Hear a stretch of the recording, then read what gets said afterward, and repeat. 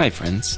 Thank you for joining us for another episode of Hello APGD, a neighborhood podcast about the Audubon Park Garden District in Orlando, Florida. I'm your host, Michael Lothrop, and today we'll be speaking with Stephen Miller of Stephen Miller Photography at East End Marketing. Check out their website and schedule an appointment at stephenmillerpix.com. If you'd like to be a guest on the show, or if you'd like to be a sponsor, please feel free to message me on Instagram at HelloAPGDPod. Thank you for listening. This episode is brought to you in part by Trevor Brown, Audubon Park resident and trusted Central Florida realtor with Fannie Hillman & Associates, proudly serving their clients for over 40 years. For listings, market trends, helpful home buyer and seller tips, email directly to Trevor at fanniehillman.com or find him on Instagram at Trevor Brown Realtor.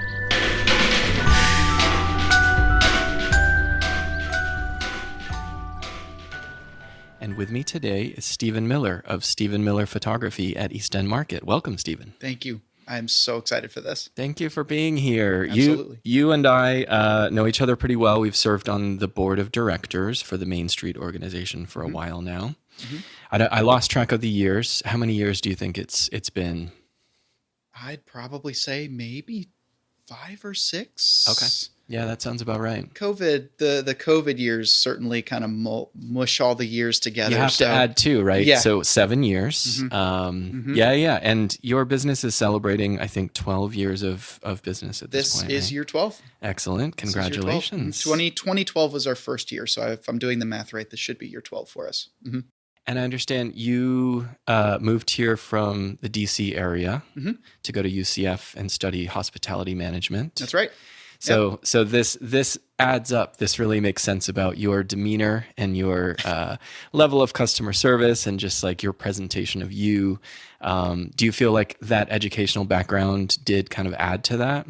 Absolutely, and I appreciate that. That's really sweet of you to say. Of course, I do. Coming up in the hospitality degree at it was the Rosen College of Hospitality Management at UCF. So it was a specific track and a specific campus for hospitality. So most of my fellow students, including myself, we all worked in theme parks and hotels and golf courses and restaurants. So all of us kind of came up together, and when we had days off, we'd go right back into the theme parks and restaurants and hotels and go play on our time off. So we were immersed in it. And I think one of the biggest takeaways from all of that was learning the ability to communicate, the ability to network. I also worked at Disney part-time and seasonally through college. So that certainly taught me how to talk to a lot of people of different personalities, different cultures, language barriers, people who are stressed, people who have needs that I hopefully can or may not be able to help in situations like that. Like crowd control was a big one with Fantasmic when I worked at Disney, and I learned a lot about communication in that particular role. So in general, that hospitality school really helped in learning how to communicate and talk to people, whether it's front desk or Disney or restaurants or in the kitchen. It was very helpful for me. Unfortunately, I didn't stick it out long term after I graduated in the hospitality world. I actually transitioned over to a hobby of photography and transitioned that into a career. But one of the most beautiful parts about it is that all of my friends still worked in hotels and, were catering managers or things like that. And it actually kind of networked me right back into the industry, but on the photography, events, and wedding side of the world. So it was actually a beautiful thing. That's so cool. It is all connected, right? And this is such a service-oriented area, obviously, with the theme parks and with all of the tourists that come here. Everybody comes to Orlando eventually, right? Oh, yeah. Absolutely. That was a lot of fun at Disney. Was every person you talk to is from some other part of the planet. Once in a while, they're from Orlando or they're fellow cast members, and that's a whole different bonding moment altogether. But it was just so fun to meet all these people from different places and different cultures. It's a lot of fun. Yeah, that's so cool. I feel like that educational background could serve itself well in any industry, but especially the fact that you're doing events, you're doing weddings, and you're doing a lot of these locations that you're very familiar with, right? That helped. And it should also be said that you are a fellow photographer as well. Indeed.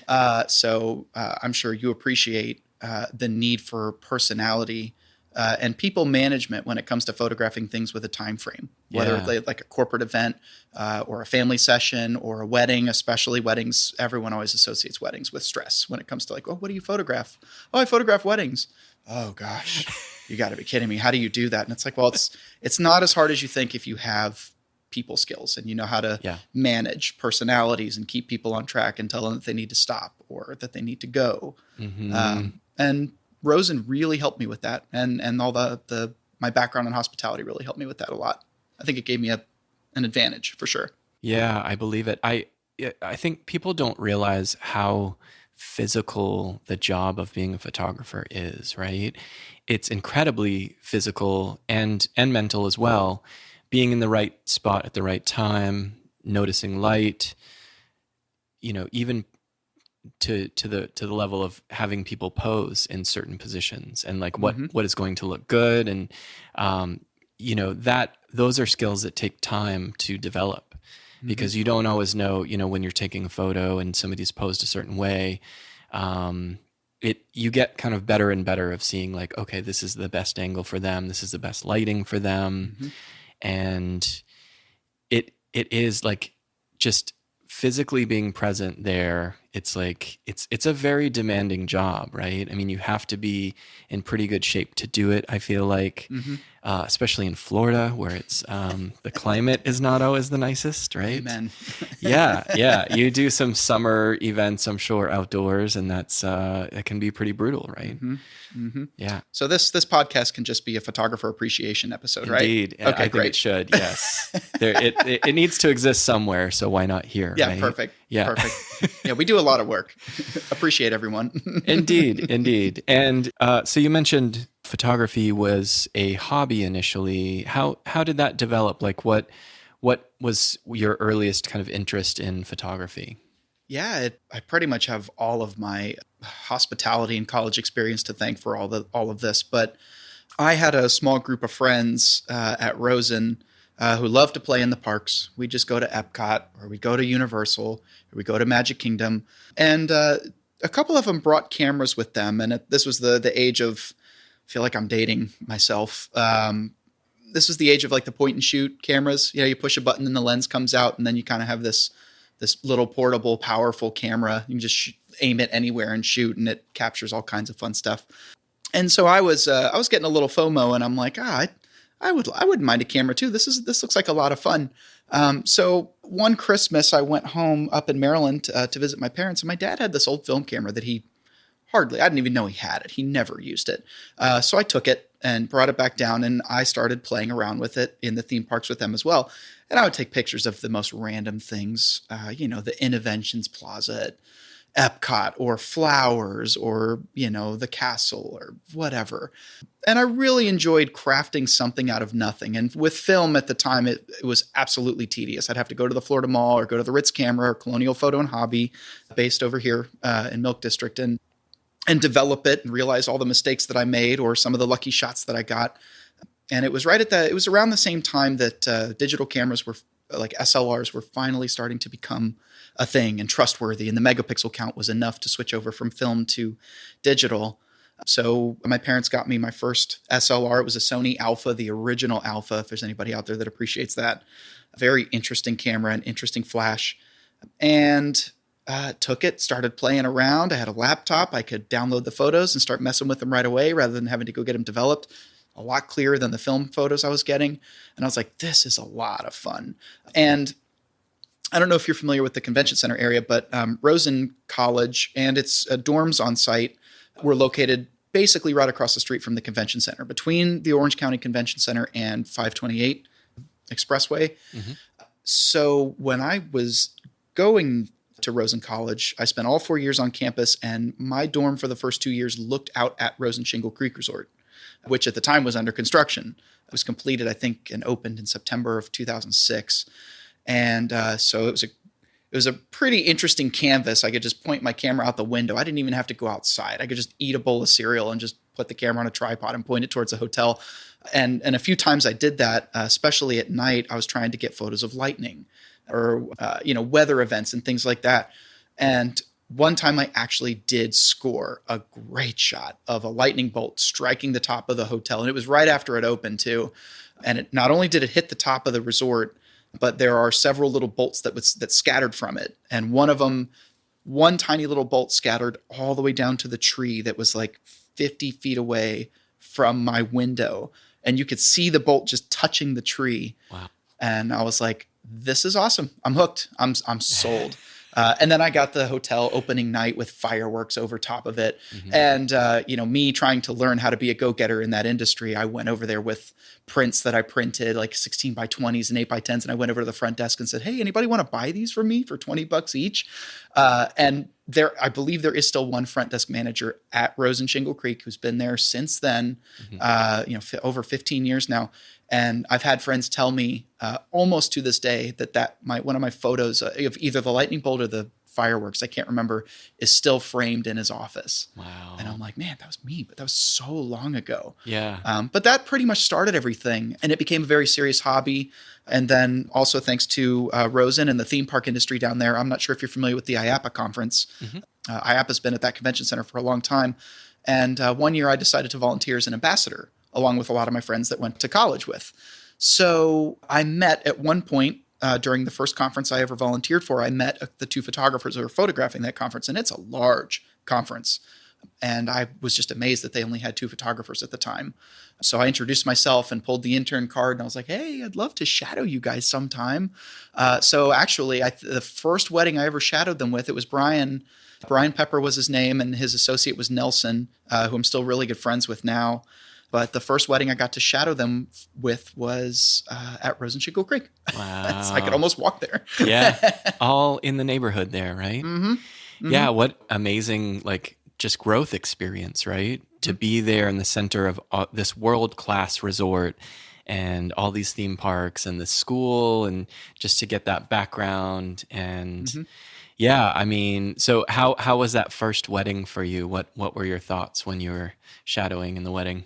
It was actually pretty stress-free. I think the thing I was nervous about most was my cell phone going off during the ceremony. I was just terrified I was going to screw something up or trip over something or say the wrong thing to somebody. But really, my only rules as a shadowee that evening or that day was don't post any photos before we get the chance to send the bride and groom their photos, because that wouldn't make any sense. Don't promise anything to the couple that we haven't already talked to. And just be respectful to everybody. And then, yes, please turn your cell phone off. Make sure it's on silent. And then please give us all the photos that you've taken at the end. So it was actually pretty easygoing and stress-free. And whenever I have photographers that want to shadow me, I pretty much do the exact same thing and say, hey, it's your creative world, but please don't interfere. Don't cut in front of us while we're trying, because we are on a timeline. So don't interrupt us for your own personal ideas without checking with us first, because we need to stay on track, and you're here just to shadow and watch and learn and be a little creative at the same time. So it was pretty perfect. And that was my introduction to the wedding and corporate world of photography. And I was like, I think I've got the personality for this. Yeah. So sure enough, it's a big part of it. And there's no shortage of those events. I mean, I know during the pandemic and the shutdown and everything, it was kind of a scary time, right? It's like, when are these things going to come back? Or are they going to come back, right? What was that like for you? Nerve-wracking. I bet. Nerve-wracking, yeah, because we certainly were not considered essential business, essential workers. So, I mean, I did my part and followed orders and stayed home. There were some photographers that did not. At least during the stay-at-home order, and made the news for happy, sweet, stories of these photographers doing what they called porch trit sessions, where they would travel to the family's house and do their photos at their house so they didn't have to leave. And I'm like, that's not allowed. That's not staying at home. You're not staying at your own home, and we're not essential. But the news is going to make it seem like you're doing the right thing, which I didn't think was fair. I'm like, I'm over here trying to do my part and not getting any business. But yeah, there were two sides of it. And of course, after the fact, now that we think about it, looking back, it was actually a pretty awesome opportunity. Number one, to catch up on all of the editing. That is one of the biggest struggles of a photographer. is keeping up with all the editing. All the wonderful shoots that you do are great, but you still have to post process them all and at least make sure they're all consistent and bright and colorful and all that stuff. So took me a couple weeks, but I got everything done. And I was like, wow, I've never had everything done before. This is awesome. I had a chance to tackle all of my personal trips from the travels that I'd done in years past and, Milky Way photos and national parks and friends. And I'm like, man, so I had this great Dropbox account just set up with all of these different folders for all my friends. And they're like, wow, you must have a lot of time on your hands. I'm like, yeah, it's pandemic. Sure do. Yeah. So that was a nice silver lining of a small silver lining in all of that for me personally. I was getting a chance to catch up on a lot of that stuff because otherwise it just sits on a hard drive. Yeah, that's so edifying too, right? To take trips like that and your photo series from that time was so gorgeous. I mean, just these night sky images with all of these stars that you don't normally see. Mm-hmm. And you're a big advocate for reducing or eliminating light pollution as well. Mm-hmm. That's one of your big causes. Tell me about that. Yeah. And it was ironic because during the initial shutdown over COVID, the National Park Service and the state parks and all that stuff closed. And I was like, oh my gosh, I can't think of, other than being in your own house, I can't think of a safer place to be outside, at a campsite that's 50 feet away from the next campsite over. Like, actually seems like if there's any place to be out in public, that is the safest place to be. Yeah. And out with fresh air. But, I get it. But that became a part of my life. I want to say it was back in 2014 or 2015. There were two moments that happened to me where I noticed what I was missing. And that's usually the spark of this initiative for anybody, is just seeing it for yourself and realizing what you're missing. Mm-hmm. When you live in a light polluted place, which I believe is about 98% of the civilized population, or wow, of the world population. 98% of the world population lives under light polluted skies, I believe is the statistic. And there were two moments. One, my mom used to have a house up in Maine. It was in Winter Harbor, Maine, small town outside of Bar Harbor, which is a big tourist destination up there, but still a pretty small town relatively. Mm-hmm. And we had a dinner at her house. We cooked dinner, and she's like, "Oh, grab a glass of wine and let's go outside and look up at the stars." I'm like, "Okay, sure." And we went out there, and of course, the city had just installed these Acorn Globe light fixtures on Main Street. She lived on Main Street, and she was grumpy about that. And I was like, "Oh, I don't really understand, but okay, that must be a problem." Mm-hmm. And we went out there, and when you go into the dark, it takes your eyes just a little bit to adjust, but sure enough, they do. And we looked up, and I was like, "Oh, this is a game changer! Like, that is real. Like, that exists." And it does. That's the way it's supposed to look, right? And sure enough, as our eyes adjusted, the lights, the street lights over in front of the house became such a nuisance. So we walked to the back of the house to block all of that from our eyes and let your eyes adjust to true darkness instead. Mm-hmm. And it started clicking at that point. I'm like, oh, okay, I get it. From a photographer's perspective, it makes a lot of sense. Mm-hmm. Understanding light and what it does to your eyes, or color temperatures of lights, or indirect light versus direct light and all that stuff. It kind of comes together a little easier if you understand how to use light. Yeah. It's an extreme version of that. Mm-hmm. Full aperture of your eye. Like, absolutely, you are just like taking all of that in, mm-hmm, to get the full picture, and how gorgeous that is. Mm-hmm. I'm familiar with that experience. Mm-hmm. The second instance was a camping trip. So that was the spark. And then in 2015, for my birthday in December, a group of my friends wanted to do something for my birthday, which was really sweet. And so I had told them that I was getting interested in dark skies. I want to find a dark sky place here in Florida. And thanks to the power of the internet and the nonprofit that I'm sure we will talk about in a minute, mm-hmm, they found and booked Kissimmee Prairie Preserve State Park, a campsite there, which is south central Florida between Sebring and Okeechobee. Pretty rural, way out in the middle of nowhere, south central Florida. And they booked a campsite there, and we stayed a couple nights.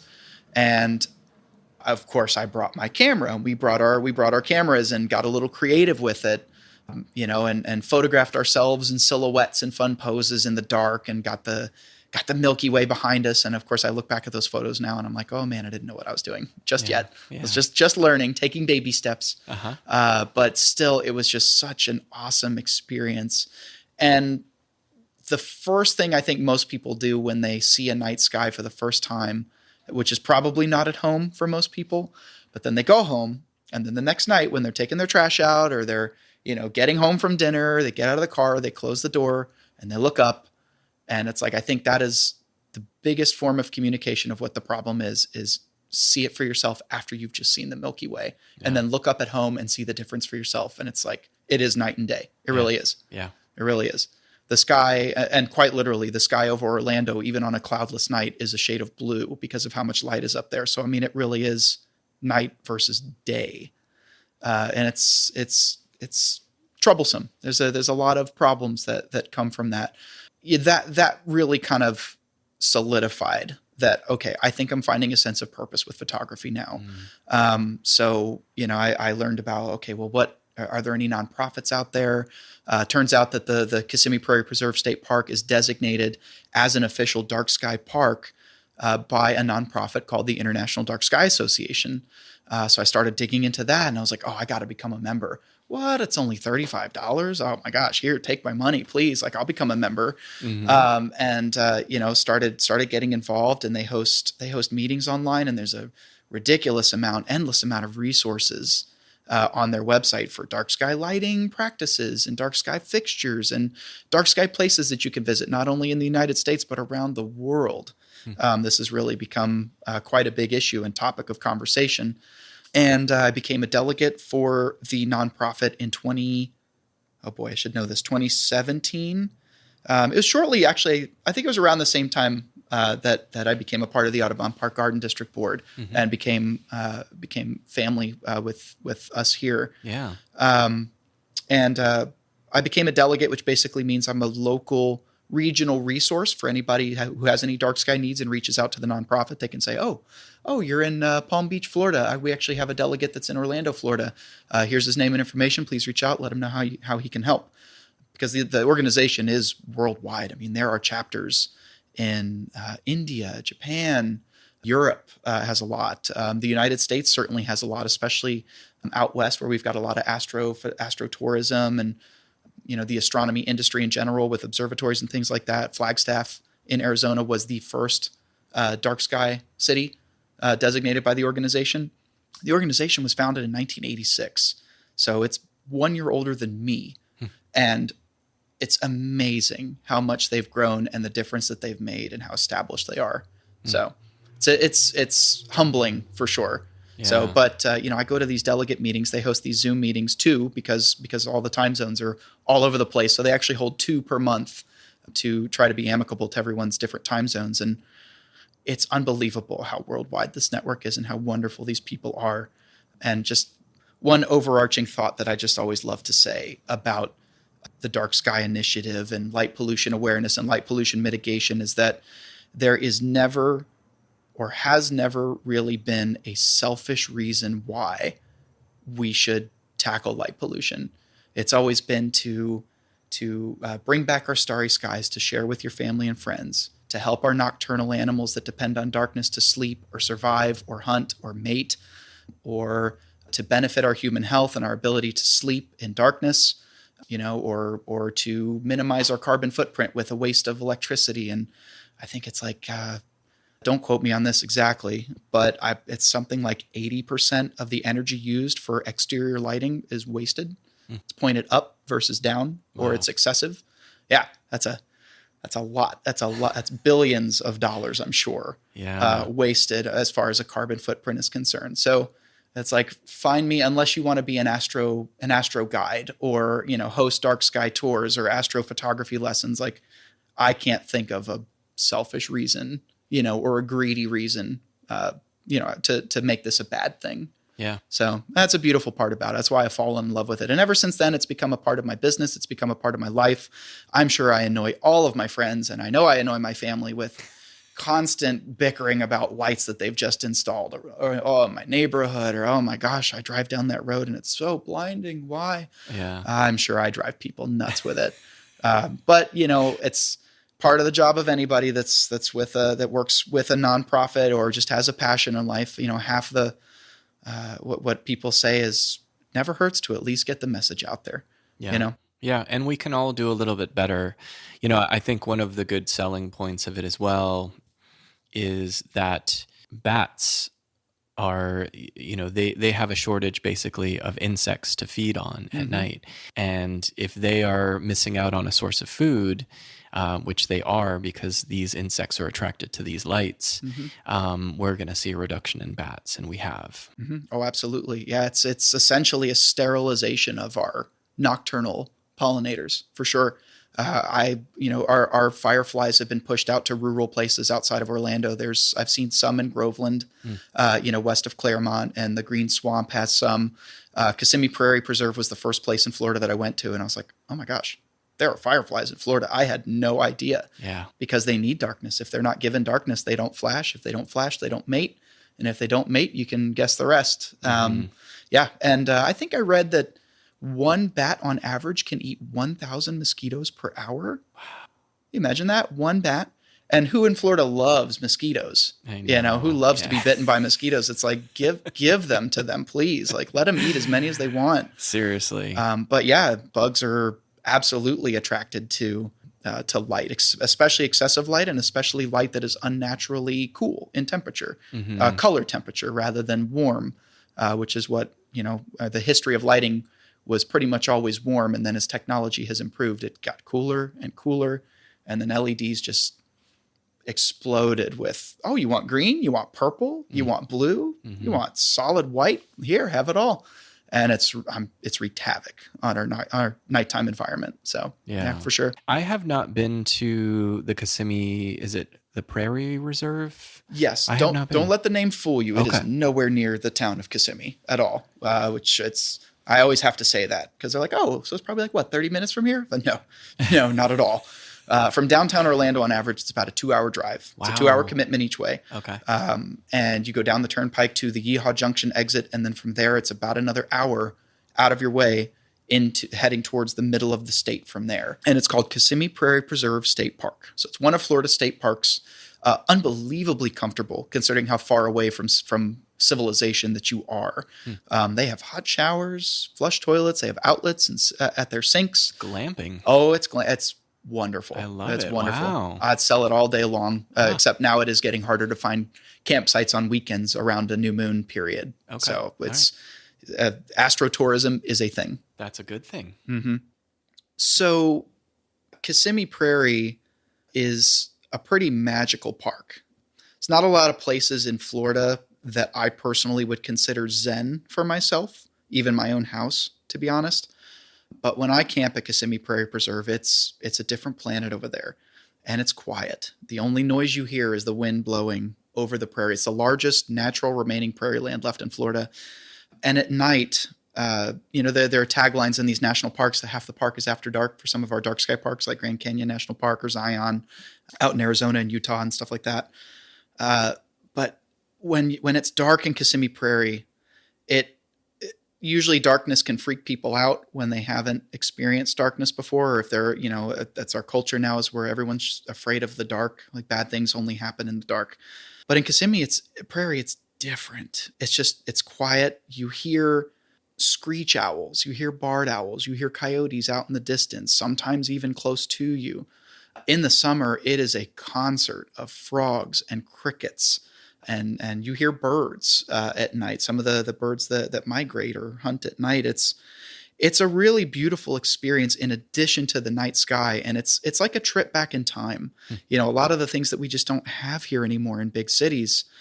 You go somewhere. I've always said, if you want to get away from human civilization or the damage that we've done to the planet or whatever, however you look at it, find a dark sky place. The darker your skies, usually the closer to nature you come back to. And Kissimmee Prairie is such a true vision of that. Like you go there and camp there for a night and it's recharging. You're like, oh my gosh, there's almost nothing to do. The fact that there's nothing to do, there's nothing really stimulating to do out there other than relax, listen. You can walk around at night. Their roads are limestone rock, so they're white. So you can truly just let your eyes adjust. You don't need a flashlight. You don't need any illumination, and just walk around at night and just listen and look up and be a part of it, and then go use your hot shower and flush toilet. It's like, oh man, this is wonderful. But it's a true experience. And I actually have used Kissimmee Prairie now as an advocacy tool for my business. So one of the ways that I raise awareness about this issue is, like I said earlier, one of the biggest ways to get the message across is to show them what they're missing, right? So I actually offer an upgraded opportunity for my couples, what I call a Starry Night session. So with most photographers too, if they book a wedding package with a photographer, most of the time they'll get an engagement session, which is like a pre-wedding portrait session with hopefully the photographer that's going to be there on their wedding day. So they get to know each other a little bit, kind of get through all the awkwardness of, what do I do with my hands? What do we look at you? Do we look at each other? I don't know what to do. You get through all that in the engagement session. You talk about the wedding day. You become friends. You get through all that stuff so that by the end, they're looking forward to having you at the wedding day, blah, blah, blah, like in sales mode here. That's so smart though. It is such, it just chips the edges off of the relationship. Yeah. I was talking about how personality is just so important in a photographer. And that's a really good way to foster it before the wedding day. So it's like we're teammates and we're friends on the wedding day rather than still awkward at the beginning of one of the most important days of your life. So, But I offer an upgraded option, a very adventurous option for their engagement session, which is let's go to a dark sky location. Kissimmee Prairie is the closest one for the quality of dark sky, in my opinion. It's a 2-hour drive from Orlando, but well worth it. Unless you could drive your car out into the ocean, which I don't think you can. Most people can't, unless you have one of those Amphicars, maybe. But not yet. Still probably not an enjoyable experience. Then Kissimmee Prairie is your closest bet for the best dark sky from Orlando, from Central Florida.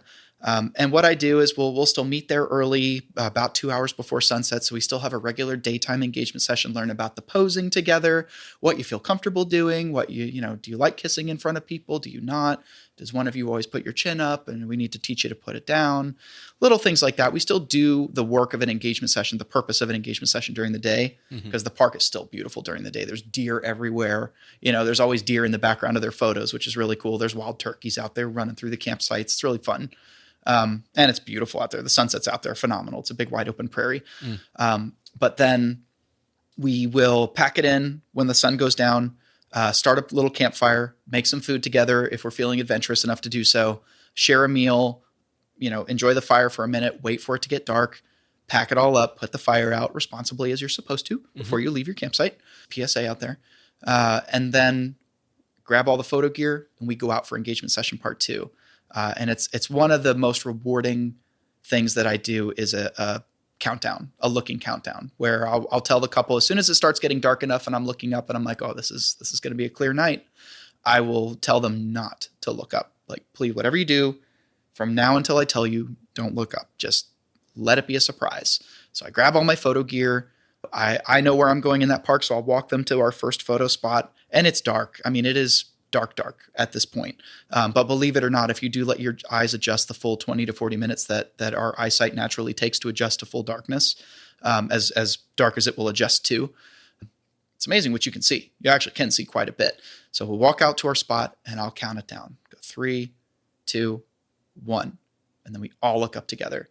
And I still get chills every time. I've had multiple couples that just start crying. Wow. Because they've never seen anything like it before. They've lived in Orlando or they've lived in New York City and they don't know it's up there. And I just think that is such a problem in our planet, that there's so many people that live in these places, especially like growing up as kids, and just have no clue that it's even there. Yeah. It's like, it's something I think every human on this planet should have the right to see. Like, who is anybody to take that away from you? I mean, who has the power or the right to take the night sky away from somebody? It makes no sense. That's and like, what do we gain from it too? You know what I mean? Correct. It's an understanding of something that it's in us. It, like, our attraction to that is very natural, and we feel it instantly. Like, that's instinct. That's the way it's supposed to look when you look up. And a lot of people say that when they look up, it's the first, you could almost like place bets that somebody in a group is going to say it immediately. Wow, gosh, we really are small, aren't we? And it's like that global perspective, you know, Right. it's exactly what astronauts say. Like, oh, I wish I could take politicians out here and show them Earth and say, look, isn't this worth dropping the quarrels over or taking our planet seriously for? It's a perspective that every year gets lost. The global increase in light pollution every year on average is 2%. Every single year. Wow. It increases because of more parking lots, brighter LEDs. For whatever reason, they keep getting brighter, but they do. Yeah. You know, poor installation, growing populations, you know, places that didn't have electricity in underserved areas of our planet that do get electricity. And, you know, so, I mean, there's more lights every year. And a lot of times those lights are even brighter every year. So it's something that we're losing. And that's a big point of the nonprofit, is trying to, you know, whether it's in advocacy, awareness, certification for places that are still dark, and also trying to mitigate and help and get it under control in places where we live, like big cities like Orlando. So that's a big point of this nonprofit. And I try to do what I can to inspire and to educate. You know, once we start photographing, I of course take 5 minutes and give a little constellation tour and talk about why this is such a big deal and why it doesn't look like this when you go home, and what we can all do as a business owner or as a local government official, or even just your house, even as a resident, what you can do to make sure that you're being responsible and respectful and being a steward with your lighting, which I don't think is a message that's very clear anymore, because lights are so cheap. You know, you can go on Amazon, and I've seen those commercials on TV. It's like, oh, super LED. Tired of not seeing your driveway perfectly when you get home? Put up this 10,000 lumen super watt for payment of $19.95. Yeah. And it's like, oh man, I bet that doesn't point down. I bet that points into every single neighbor's house across the street too. It's wild. It is. It's wild. It's destroying the wild. Yeah. You know? So it's maybe the opposite of the wild, but it is wild. The things that we do, you know, for convenience or for, I mean, it could be a perceived safety issue. Obviously, in some places, like adequate lighting is needed. Urban areas, particularly downtown, like, you know, you definitely want it to be well lit. But if it is close to a natural environment, there are limits to that. And it's just having an understanding of it and an appreciation for it is that's such an important work that you're doing. So thank you for doing that. Yeah. It's a fine line too, because who can define what well lit means? Sure. You know? But there are so many ways to light responsibly. There is such a thing as that is lit enough.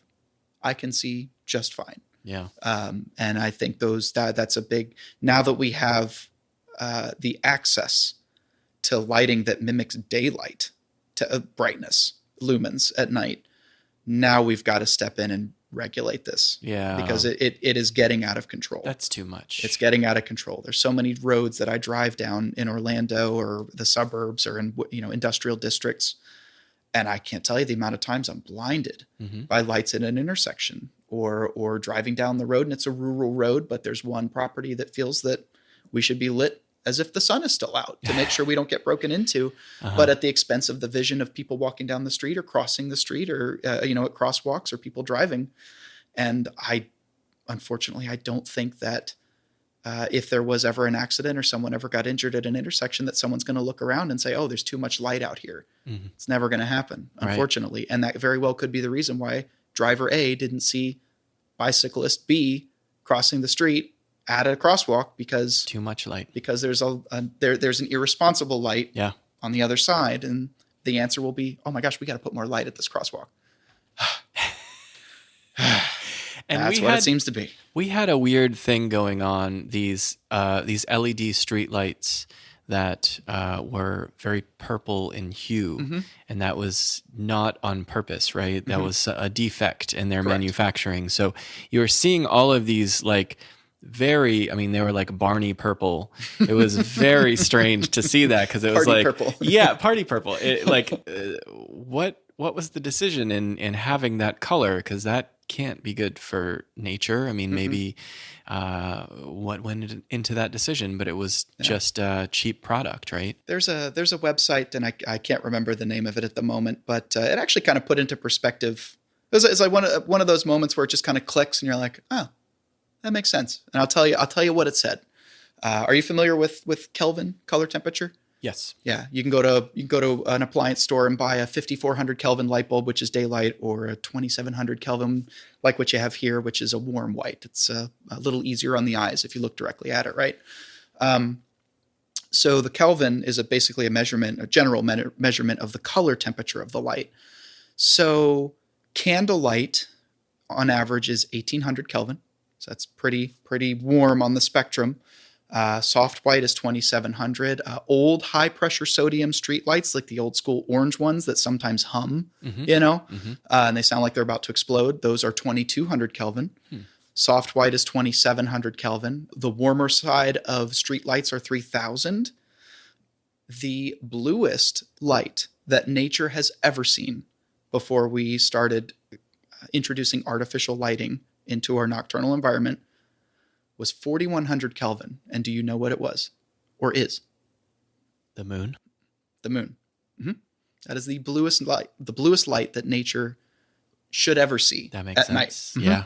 And I'm sure it also, I'm sure it's a factor of evolution, but I believe that full moon light is the line between us being able to discern color and not. So I've been to a few national parks under a full moon. So I wasn't there for Starry Night reasons because you can't see a lot of stuff. Full moon is a giant light source in the sky, so you're going to not see. You might not even see the Milky Way under a full moon, even if you're in a dark sky park. But it is a pretty surreal experience because there is plenty of light under a full moon, but you can't see color except for just the natural blue of your environment. It's pretty wild. Yeah, it's pretty wild. It's like black and white in blue. And it's a beautiful thing. It is such a beautiful thing. Mm-hmm. Yeah. But that is the bluest light that nature should ever see or has ever seen historically. And now we're throwing 5,000 Kelvin lights out there. 5,400 Kelvin is basically daylight. A blue sky, sunny day is 5,400 Kelvin, which also translates to our cameras, right? With our color temperature settings. Yep. So shady is 7,000 Kelvin, which is backwards. So you put it at shady for 7,000 Kelvin when the environment is fairly blue, right? To balance it back out, to warm your photos back up. Cloudy is 6,000 Kelvin. Daylight is 5,400, which is straight on, just even, right in the middle. And then fluorescent, which is yellow lighting inside, is 2,700 Kelvin, I believe. But understanding that really made a lot of sense to me. And the purple street lights, unfortunately, you're right, it is a defect, and it's basically something to do with like the phosphor coating wears off and it wasn't applied properly. So that purple is where an LED light usually starts, and then the phosphor coating applied kind of provides the color temperature that they're looking for, whether it's 3,000, 4,000, 5,000 Kelvin, right? That's the phosphor coating that does that. Otherwise it starts purple. And so they're basically going back to the beginning because the coating didn't stick, is how I understand it. I could be wrong there, but that's how I understand it. And yeah, party purple looks cool. It does. But, oh man, is it not good for the environment whatsoever? I can't even imagine what color that is. If it's like 10,000 or 15,000 Kelvin, I have no idea. But it is not within natural parameters. And they've gotten rid of most of those from my understanding. I haven't seen them in a little while, but for a bit, they were like all of Corrine Drive had those. And I feel like Audubon Park in general is pretty good on the spectrum of like lighting in general. Like the streets, with the exception of Corrine Drive, like just the neighborhoods themselves seem to be a little bit more mindful about that, right? Yeah, I will say, especially the government buildings, like the Audubon Park K through 8 school is very good, very good. As far as dark sky standards are concerned, their lighting is pretty fantastic. Their baseball field, the lights are only on during events and are cut off upon the completion of an event.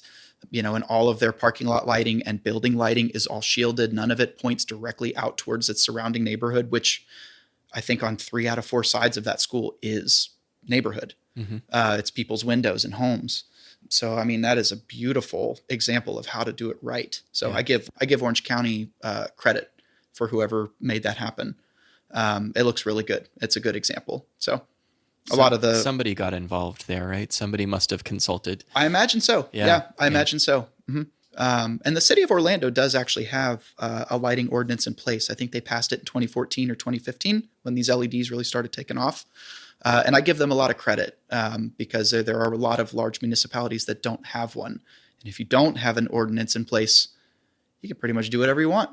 And because LEDs are so cheap and anybody can go up there and just buy one for $20 and go screw it in up on the light pole and point it whatever direction they want, can be 100,000 lumens for all they care. Doesn't matter. That's, having an ordinance in place really helps manage that. And it also has to be enforced. Anybody that works in local government, you can have all the codes in the world, but if you don't enforce it, that could lead to a lot of exceptions. Yeah. Which is tricky because code enforcement usually doesn't go out at night, right? Correct. So that's a whole thing. It's a really, it's funny that you say that. It's a lot of the people that you would complain to about lighting problems, they work 9 to 5. The people who install the lights, they don't install them at 10 o'clock at night. They install them at 10 in the morning, maybe 3 in the afternoon, and then they go home and have dinner and go to bed. So a lot of them don't see the impact or see that what they did, because you could go up there with a ladder at night and put your hand in front of it and be like, oh, okay, shielded, not shielded. Yep. Now it's hitting the house. Now it's not hitting the house. Okay, cool. But they don't do that. They install it during the day and they say, okay, that should be good.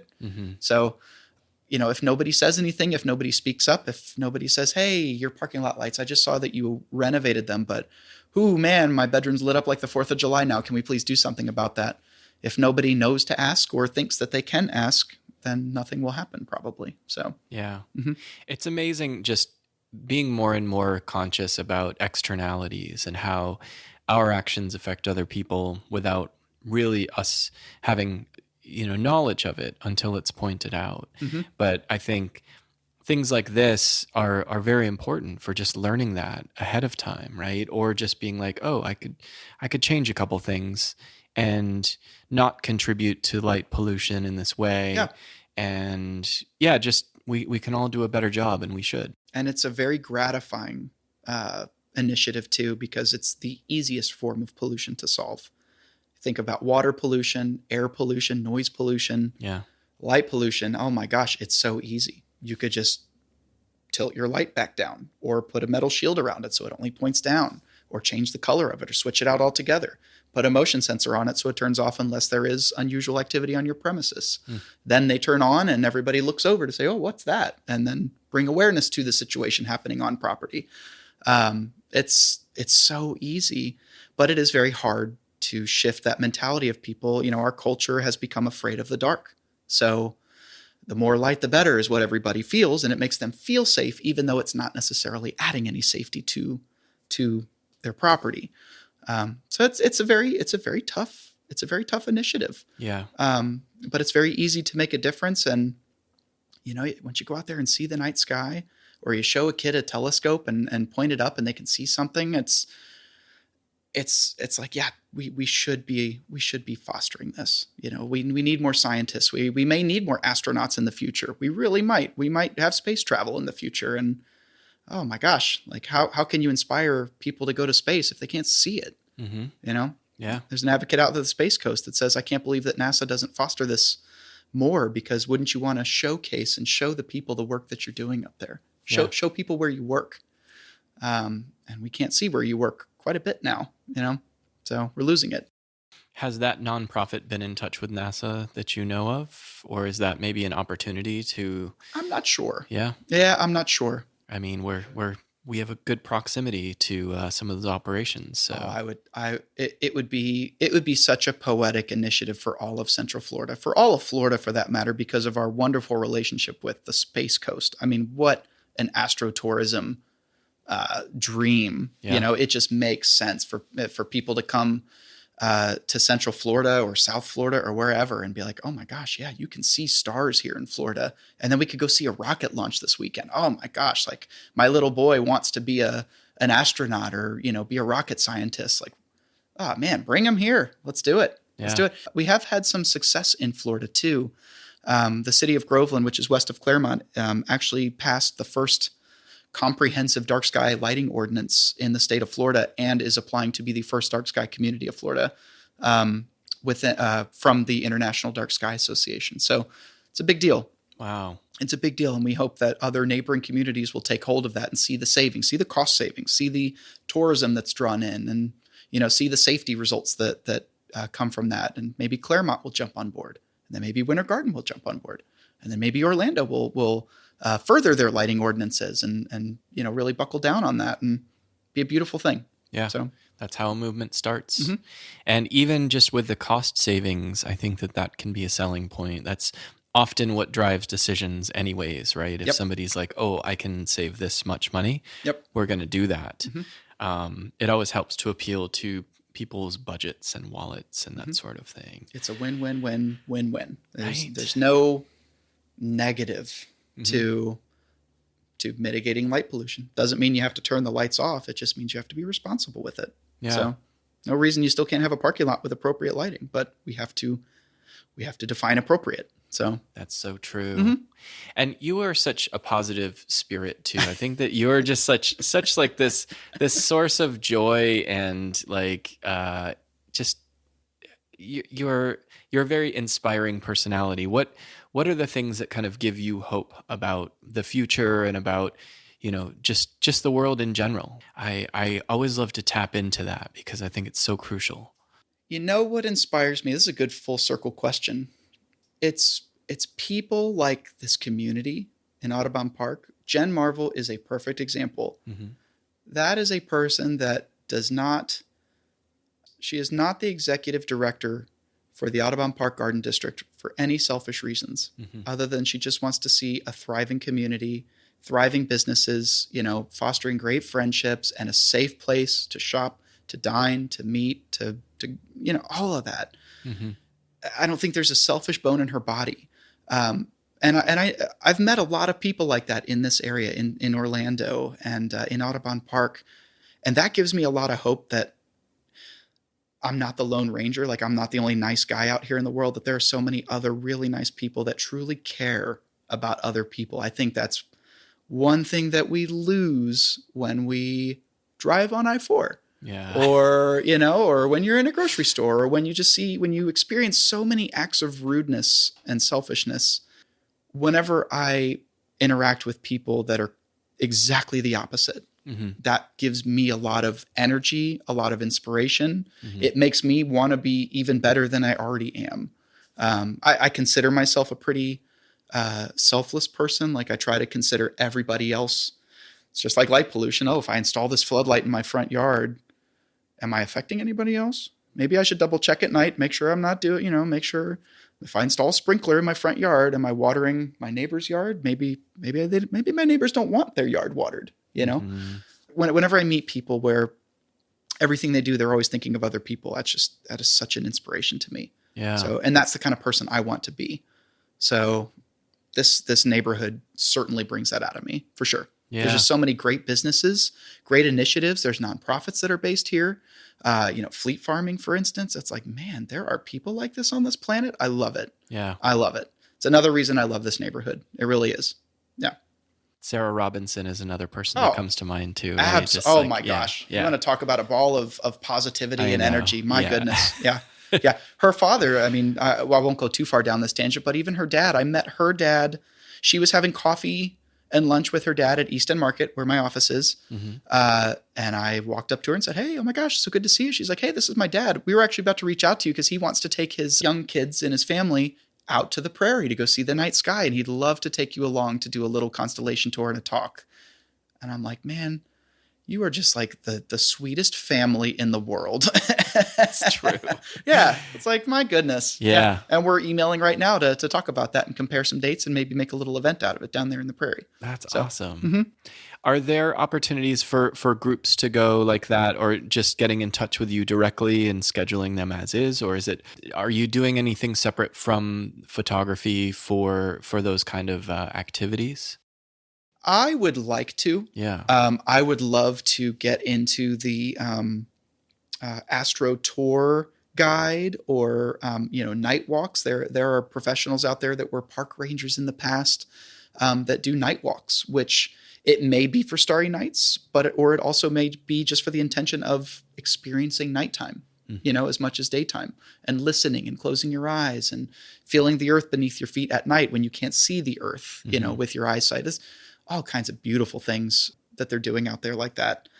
I have not personally looked into that. I would like to do that, but oh my gosh, is my investment with the International Dark Sky Association, as well as my own photo business and my family and my friends and all of that, I think I'm out of time. I understand. Yeah, there's only, that's the most valuable resource in our lives, right? Really. Mm-hmm. And you very much use the time well, and it's exciting and inspiring. Again, it just that word comes to mind. I love your energy, and I always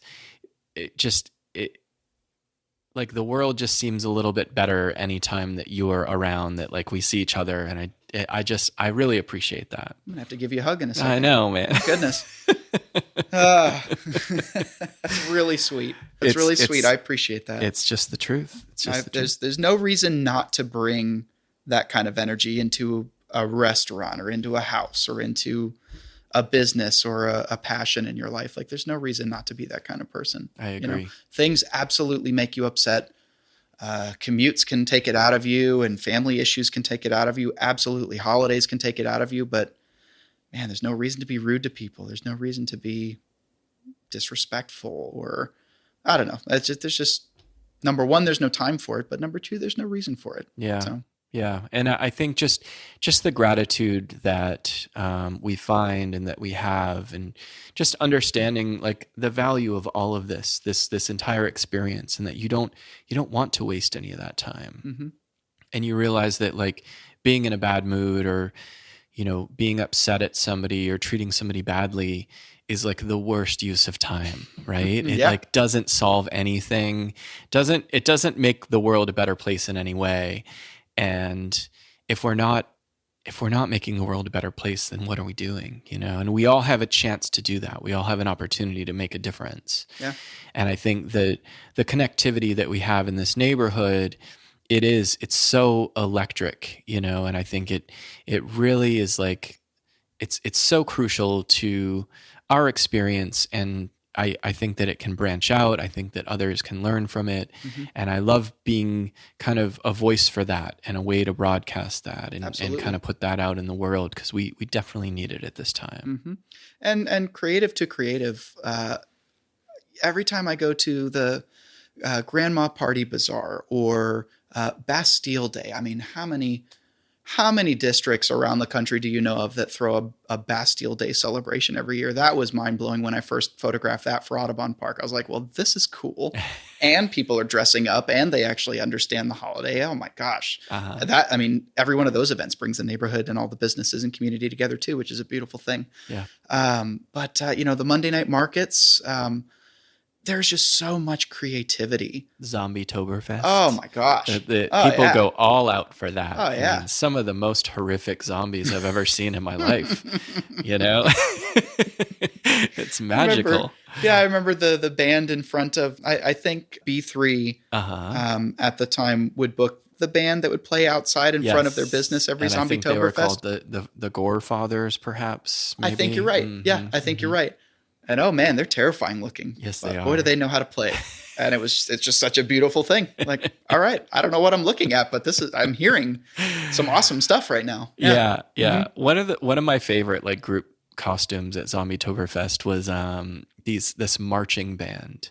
And they had all these marching band uniforms that they cruddied up to make them look like zombies. And they were like horrible looking zombies, like very convincing. And they had their instruments, and they were playing their instruments very badly, like a zombie would. So they would do this little march, and it was one of the best sights. It was incredible, the thought that went into it. And yeah, for all of the events, for the Sip and Strolls, May the 4th be with you, like people like really come out, and they take that very seriously, and like they take their fun very seriously, right? Mm-hmm. And I think that that is such an important thing. I think keeping fun in mind with everything that you do is, I think it's at the heart of it, right? Absolutely. Mhm. Absolutely. Yeah. And, when I think of all these really quirky, creative events, I just think of Audubon. I really do. Yeah. I'm like, oh, yep.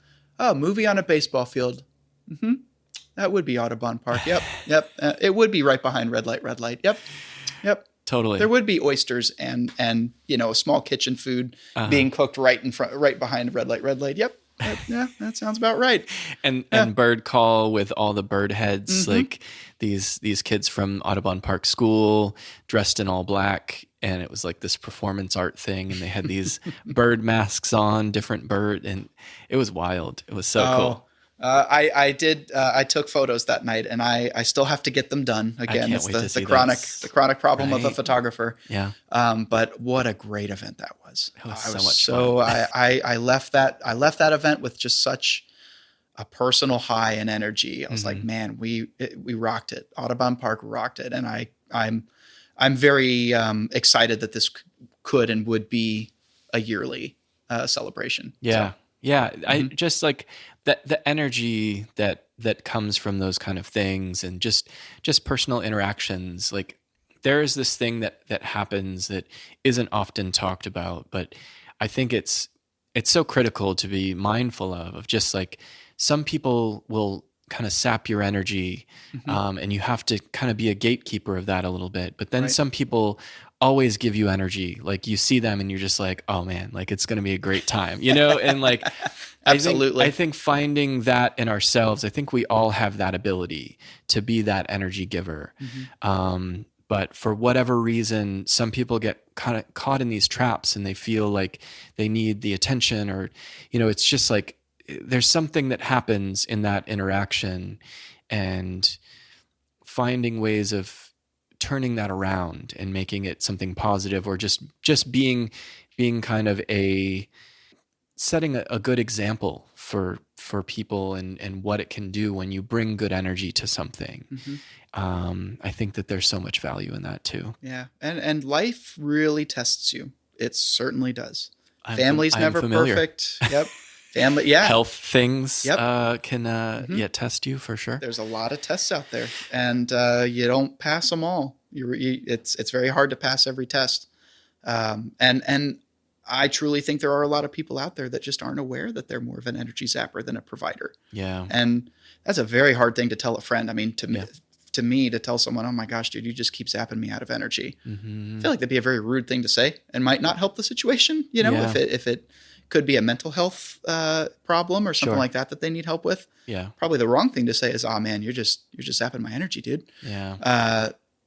But they need to know that. Maybe they need to know that. Or maybe they may need some help. And yeah, that's a big issue nowadays. Yeah. So yeah, it really is. Especially that, since we've had this pandemic experience where we were cut off from other people and we really got in our heads about a lot of things. And if we didn't have somebody to share that with, or just whatever it kind of did to your outlook on the world, I think that there's so much healing that we all need to do.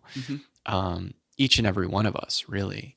Yeah. And we're learning more and more about what that is and how to address it. And there are a lot of resources out there, which is great. This is a good time, I think, for mental health care and things like that, and connecting with people that can help. But yeah, I think just knowing that our vibrations and kind of what that energy does for us and gets us through the day, and the things that, like the way that you found photography and how like it gives you life, right? It's something that you really love, and it doesn't, I mean, everything feels like a job at some points, but if you go into it very excited every time, and it's different with each person that you're connecting with and photographing in each event, and just getting in with that rhythm of the event and capturing it.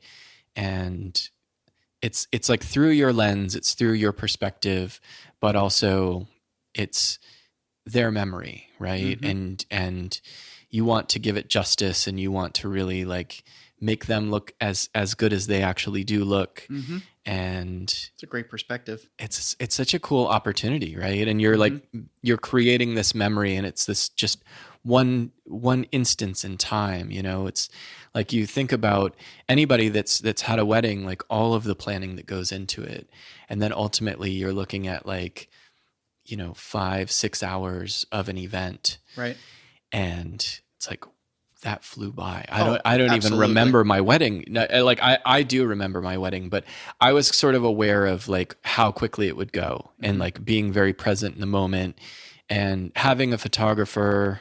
We had 2 photographers and a videographer, and I'm so glad that we had all of that documentation, because you want to remember it in all the angles that you can, and the perspectives and all the memories and the people. And it's so important to be there for that. Yeah, absolutely. It's a big responsibility. Yeah. Essentially, you know, when you really step back and look at it, somebody is investing in you to show them how you see everything going on.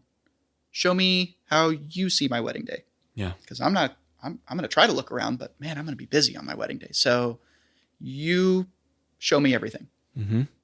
And I better like it at the end. Yeah. Yeah. And don't miss a moment. Yeah. Don't miss a single moment. You got to be good. like, yeah, there's going to be like 5 things going on at any given time, but be in all of the 5 places. Mm-hmm. Yeah. It's a big responsibility. To be honest, one of the big reasons I took the plunge into photography was because I wasn't getting a lot of gratification in the hotel hospitality world. When I graduated from Rosen, I jumped into hotels full time. It was 2008, 2009. There really weren't a lot of job opportunities at that time. So I jumped into the hotels that gave me the opportunity, front desk and assistant general manager, housekeeping, engineering, you know, all that stuff, customer service. And there was one day where some guy walked in from the pool carrying our towel rack. It was like a PVC towel rack that you put all the pool towels in, carrying it into the lobby, throws it onto the floor, and it smashes into pieces, and then yells at us and says, "You don't have any more pool towels outside." Wow. And then storms out. And I just sat there and thought, man, I could swear there's a lot more like bigger picture problems we could be focusing on than that. What am I doing here? Yeah. Am I making a difference here? If I get this guy some pool towels, will I be solving the world's problems? No, probably not. Probably not. And, you know, and that was just one example, but I just wasn't feeling like I was making a difference. You know, one of my big ticket items in life is I want to, whenever that time comes where I'm on my deathbed or I'm in my last few moments, I want to look back and know that I did something for somebody, or that somebody could be this planet. It could be a family that I've created that can be a steward for the planet or for their community or whatever, or they have their own great kids, or, you know, and I want to bring some goodness to the world. I want to, as they say, leave it better than I found it. Yeah. Right. I feel like that's our job as a species on this planet, is to leave it better than we found it, which in general, we're not doing a great job of at the moment.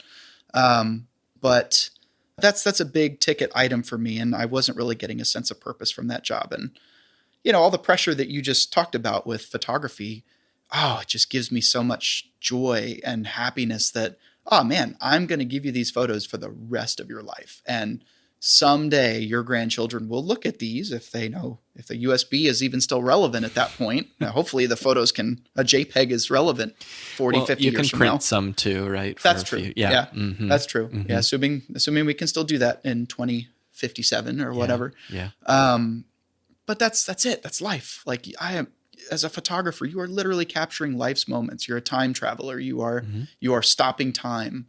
You are capturing once in a lifetime moments, whether it's the Milky Way or it's a wedding vow or a family photo. And then a couple years later, that family member passes away, and it's like, oh my gosh, I get hit with that sometimes. I feel it sometimes when someone's like, hey, do you happen to have a photo of blah, blah, blah? My grandfather's like in the hospital and he only has a few days left, and I really love to show him these photos. And I'm like, oh my gosh, last time I saw him, he was dancing on the dance floor. Like, man, you know, it really gives me a sense of purpose that I'm literally here to preserve a memory for you. Like, I do have a job, and someone's going to look at it and say, I'm glad Steve was there for that, because he he got this for me, you know, and being a good photographer and getting all these fun, candid moments and adding so much life and real feeling to photos rather than just basic documentation. But when you can feel the energy and the happiness in these photos based on what they look like or the moment that you captured, I think that's it. I think that's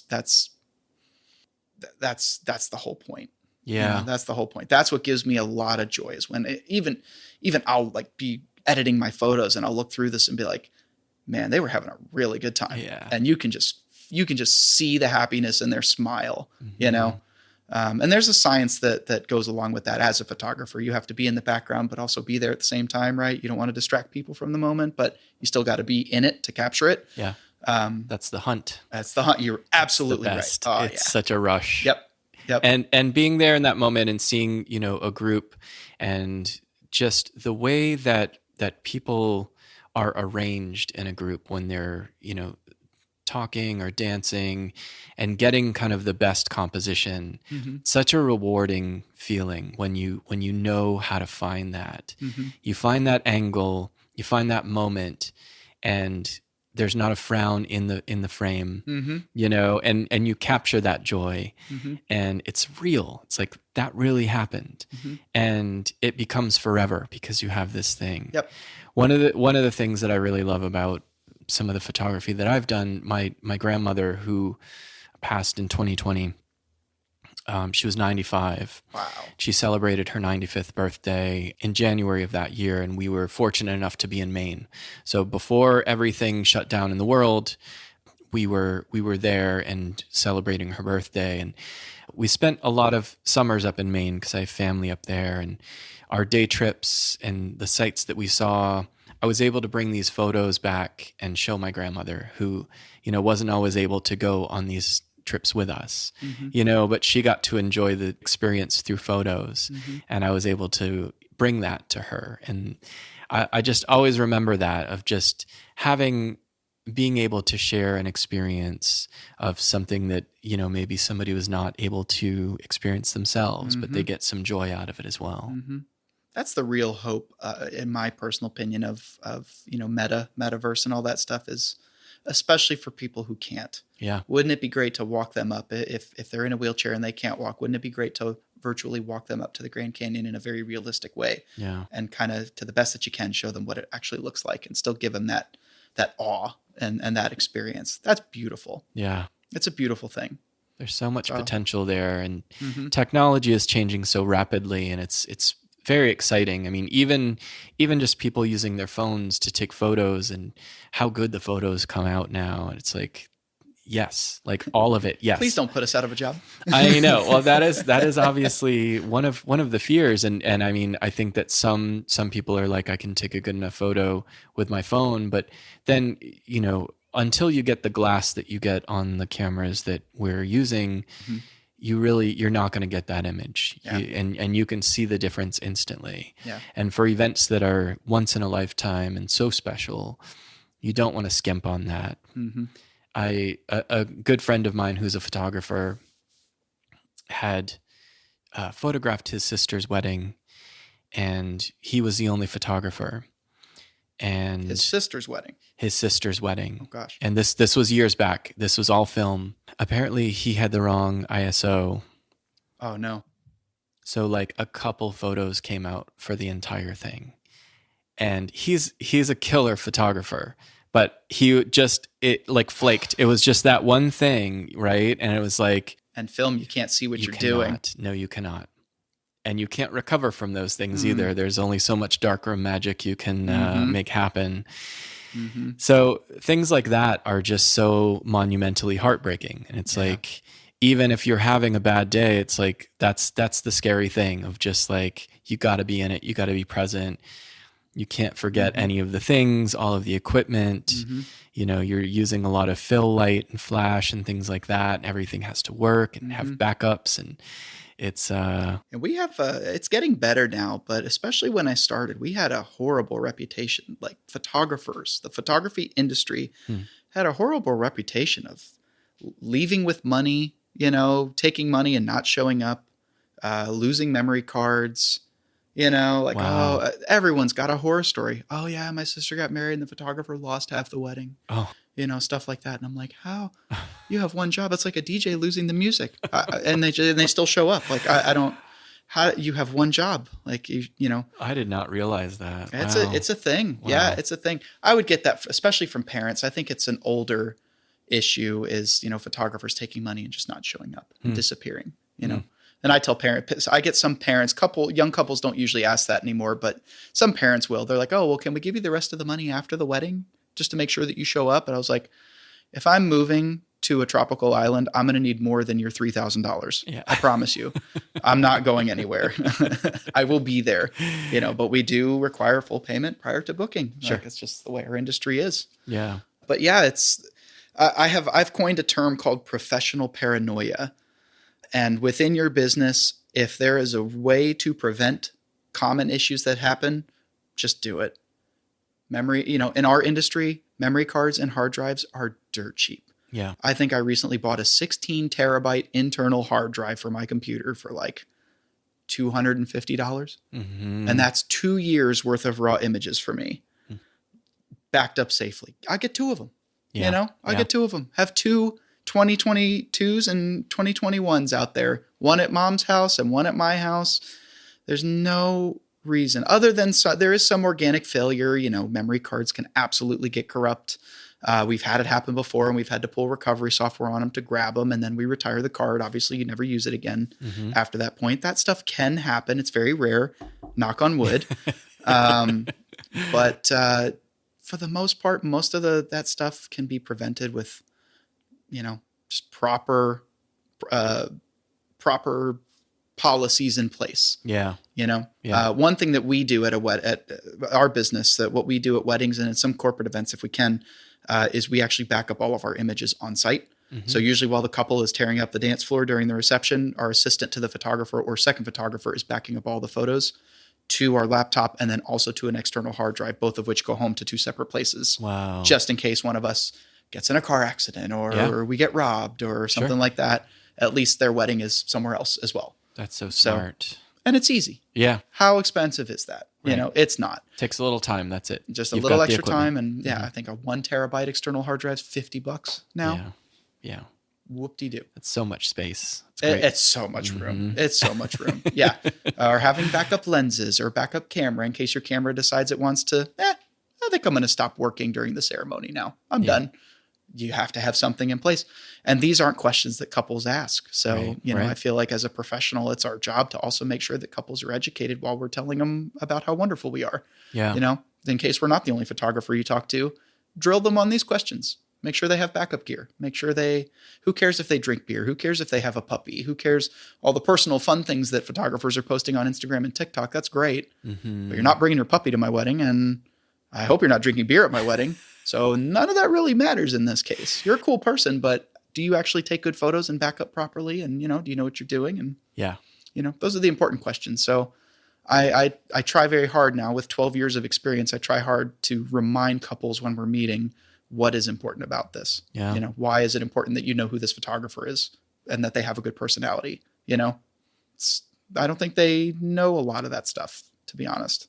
Yeah, that dependability, in addition to having a likable personality, just knowing how to deliver and going that extra step and making sure that all the bases are covered and you know everything that could go wrong, and you've got a solution for all of those things, right? To the best that you can. To the best. Nothing's ever perfect. Anything can happen. Yeah. Especially wedding days. They're extremely organic in every sense of the word. Yeah. Those timelines, no matter how structured that timeline is, it can all go away and change in the flick of a switch. And how you react to it is so huge too, right? It's like really you have to keep your cool. You have to know that like you don't want this to be a bad memory. Like even though things might be going a little awry, you can recover from it. Yep. But it takes a good attitude, and it takes like being able to snap out of it and not let it affect the rest of your night, and not pointing blame or any of those things that we can, those traps that we can fall into, right? there's one story I'll share from a wedding. It was during family portraits, which is usually a stressful time for the couple because they're hungry and thirsty and tired of standing and ready for a break. And we were photographing their parents and grandparents on one side, and it was not a very happy relationship between everybody. But bringing a good energy as a photographer to that situation, I forget what it is I said or what I did to make them all feel special in that moment, feel pretty, telling grandma she's a rock star, whatever it was, to get them to just relax in front of the camera and focus on what we're doing right now. Like, don't worry about bickering. You guys just need to look happy in this photo. Yeah. That's the whole point. And at the end of the family photo, one of the grandparents ended up just going over and giving the groom a hug. And it was one of those, I could just tell if I hadn't put them in a better mood, it wouldn't have happened. And then I got photos of the hug. And then later down the road, somebody was like, I don't know how you got that to happen, but I never get hugged by my grandparent, like my grandfather. And it was the sweetest thing. I was like, dang, this is why we do this. Yeah. This is why we do this. We're literally sometimes creating magic out of chaos. Yeah. Yeah. And I was like, it just makes me feel, this job makes me feel so much more like I have so much more purpose and it's meaningful. So that's I don't incredible. Know where the next step would be after this. I truly don't know. So maybe photographs in outer space. That'd be pretty cool. I'd love to be the first photographer in outer space. And a wedding out there. I think that you should be. I think you've earned your place in line for that, right? Let's get in touch with NASA after this. Yeah, that's right. I know some people. So yeah. There's no light pollution out there except the sun. And those photos are going to be amazing because you've had a lot of practice with that environment, right? One can dream. Yeah. So you are a team of 3 now. You started just you, and so you have 2 full-time coworkers now?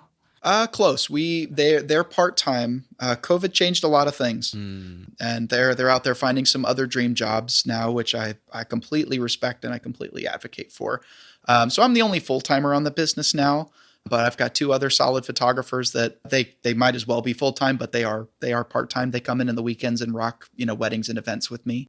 And, I've also got a handful of assistants that they're not necessarily photographers yet, but they come and rock the camera gear and the off-camera lighting and backing things up and helping with family and holding things and making people feel good and special, that whole thing. So I've got a handful of those, and I actually finally have, for the first time, I have an associate that comes into the office 2 days a week and helps me with contact forms and blogs and social media posting and answering the phone and following up with leads, because I know their life is as busy as mine and they forget. Oh, has that been nice? Yeah, I bet. It has been very nice. Yeah. So there's been a lot of shifting in the past 2 years with this business and figuring out where we go. If I'm the only full-timer, or do we go and find other full-timers? It's the life of an entrepreneur, right? Especially of a small business. It's like one little decision from one of your associates can make a big difference in what the future holds. So both for you and for them, right? That's the thing. It's like you are employing somebody, they're relying on this paycheck, and the work has to be there. Absolutely. So it's all symbiotic, and and just knowing what help you will need, and kind of where to put your energy and time, and where other people can really shine when they get into that job. That's so cool. Oh, it's so fun. Congratulations. I appreciate that. Thank you. Yeah. I'm not sure where we'll go as far as like team size and how many photographers down the road, but we're in such a good place right now. That's awesome. It's manageable. We can focus on the couples and the clients, and we have the time to have phone calls and hammer out all the details and make sure that we've covered all our bases, and which, in that case makes the wedding day or the event so much easier for everybody. And I don't want to grow too large that we kind of lose that. I've seen that before. Yeah. We've got 15 to 30 DJs or photographers, and oh gosh, there's people that don't show up. They showed up to the wrong event, or, oh no, I thought so-and-so was covering for so-and-so. That's what they said. And the larger the team, the more nervous I get that I wouldn't be able to keep up with it all, that we couldn't maintain a nice, well-oiled machine where everybody is taken care of and everyone is happy. So it's a tough line to cross. Yeah. And it's one that you don't necessarily need to also, right, when you are busy enough and you have the coverage and all of those things, and you've grown it responsibly. And I think as events are coming back to people are, you're just going to get busier and busier at this point. So that's exciting. And honestly, there's nothing wrong with a healthy network of frienders in the area as well. Other photographers that you could absolutely refer business to them. If you're not available, just refer them. Say, yeah, I'm not available, but here's a list of other great photographers in the area that we know you'll be in good hands with. Mm-hmm. To me, there's nothing wrong with that. I know that there can be some selfish business people out there that don't want to do that, and they want it all for themselves, and they play the subcontracting game as much as they can so that everything's under their name. And, if that works for you, that's great. But I don't mind sharing the love, because that love can come back to you. It does too. And it will. Yeah, you're right. It will. It will. And sharing the love, again, just taking care of people and keeping other people in mind and letting other people have some of the adventure and some of the fun too. So yeah, there's enough to go around. There is. There always is. That's the thing. Yep. You're absolutely right. Mm-hmm. Yep. Well, Stephen, thank you so much for taking the time. Absolutely. It's been such a treat. What are the websites people go to find your company? My business, it's my name. It's Stephen Miller, and that's Stephen with a V. Stephen Miller Pix, Pix.com. That's my main website. And then if you visit the blog, you will see virtually everything we've ever photographed, which I do believe, according to my website, should be up to 80,000 photos that are on the blog. That's amazing. Yep. From yesterday to 2011, everything should be up. And I love the stories that go along with it too. Mm-hmm. I think that that's really special in it. It's not just the image itself. It's like you kind of know what it was like to be at that shoot and the personalities of the people involved. Yep. Oh, I think I like to think that prospective couples out there read the blog to get an idea of the thought that this couple put into their decorations. Oh, wow, they decorated their wedding with a lot of dinosaurs. I kind of want to read about this, and maybe I'll get a little bit of information on what they planned and why they did that. So we try to throw a little bit of that in there as a research opportunity. Cool. I don't know if couples read these blogs. I really hope they do.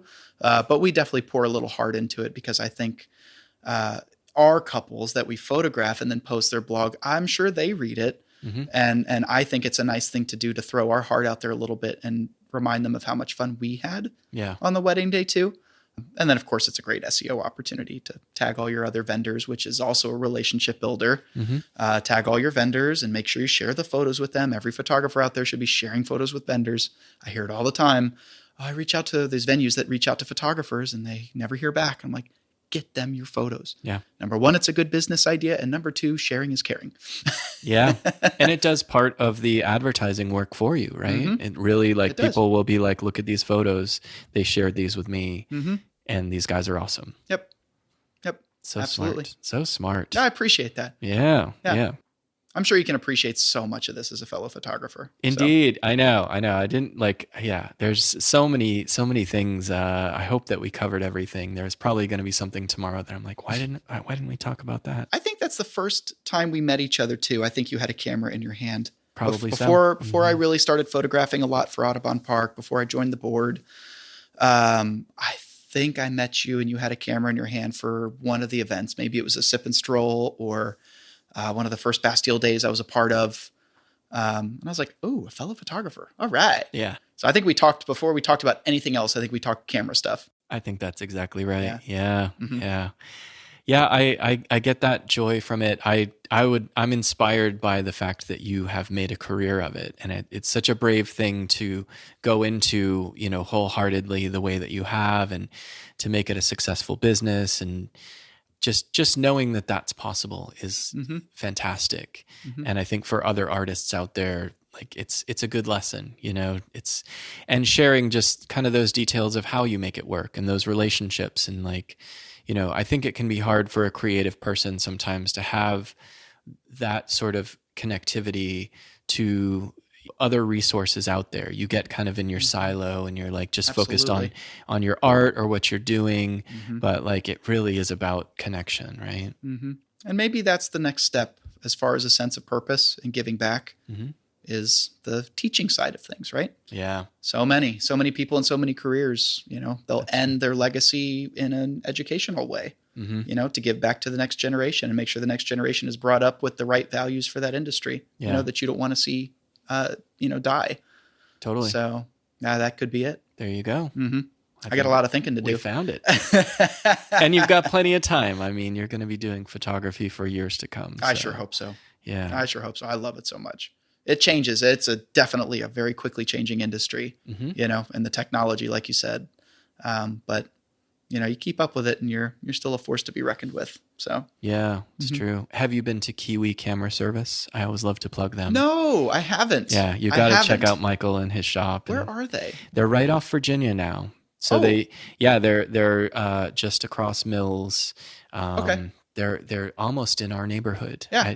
I want to talk to Michael on this podcast. I probably will at some point. I'm going to bend my rule about Audubon Park. Are they near like 1010 and like that little strip of local businesses there? They're just catty corner to Thirsty Topher. So, oh my gosh. Yeah. Oh man. It's a great district, great area over there. Mills 50 and Ivanhoe. It's funny. In the past couple of years, I've heard that name, Kiwi Camera. Yeah. So many times. I'm like, where is this place? It's going to blow your mind. They've got this amazing retail shop, but also he fixes every camera you can imagine. Oh, that's valuable. He gets things sent to him from overseas because he's one of 2 people in the world that knows how to fix certain cameras. Wow.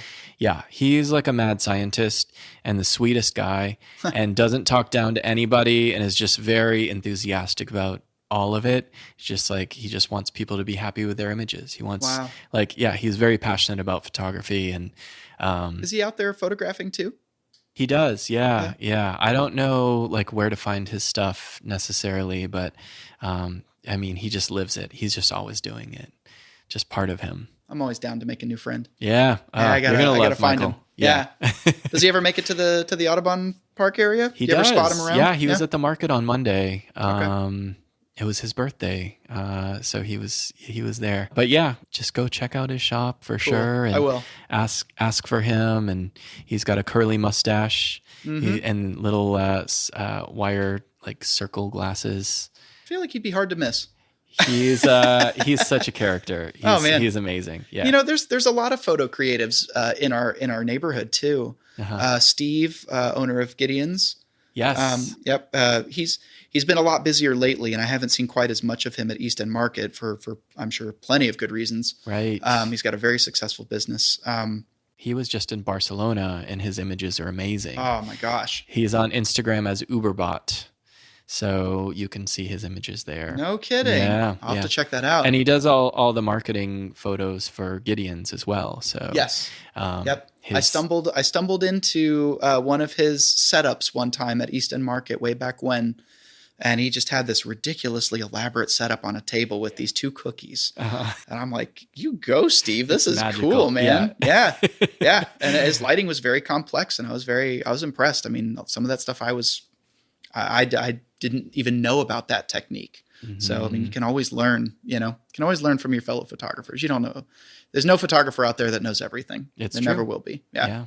Hinckley Fancy Meats. Matt. Yeah. Matt. Mm-hmm. Oh, what a creative he is too. Yeah. We're constantly bumping shoulders, like walking to our offices or to my office in his restaurant and just, shooting the breeze about the new camera he's getting or medium format or, different filters that we're trying out. It just brings me so much joy. It's a fun community. It's a fun family. And it's always growing too. And it's amazing being in Michael's shop and hearing about just how things have grown there for them and how busy they've gotten. And they have dark rooms and all of that stuff. So you can do any level of photography that you want to do. Mm-hmm. And he's just like, I can't even believe how all of this has boomed, especially over the pandemic times. It's like, people were looking for a new hobby where, they can do that outdoors and it's such a fun thing that I think we'll always gravitate towards, regardless of the actual cameras that we're using, but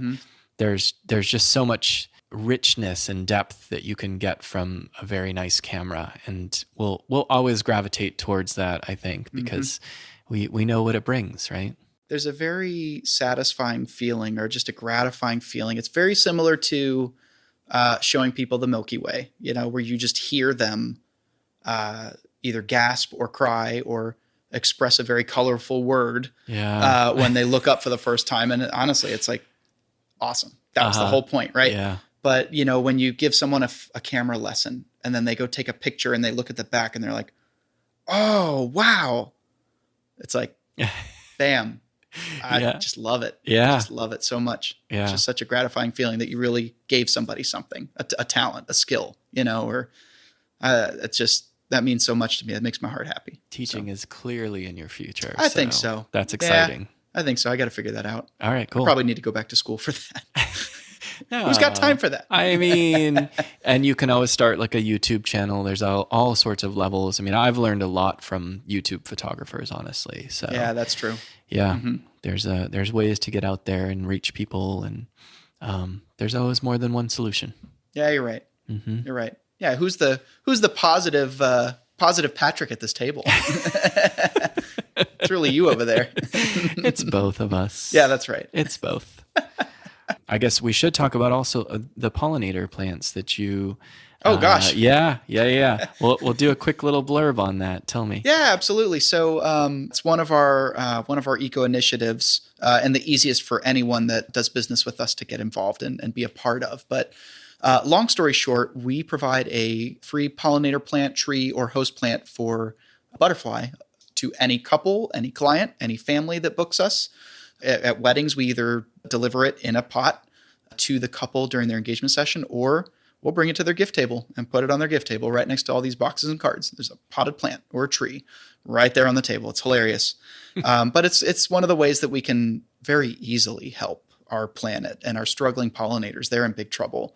And one big note with that is that every single option that we provide is Florida native, assuming that the couple or somebody in the family or the client lives in Florida or can make sure that it is potted or put in the ground here in Florida. Because we're a big proponent of trying to avoid invasive species or plants that don't belong in this particular area that can cause problems to native species. The more I've learned about our micro world of bugs and ants and plants and how plants can behave and take over and fight with others and trees can outcompete each other, most of the time the story is, oh, well, this one doesn't belong here. This one is not native to this region. It's just like animals. Yeah. We introduce invasive species of animals into an area and it devastates the Everglades and it devastates this. And oh, now this is an endangered species. So everything that we provide is Florida native. It belongs in this climate. It belongs in this ecosystem.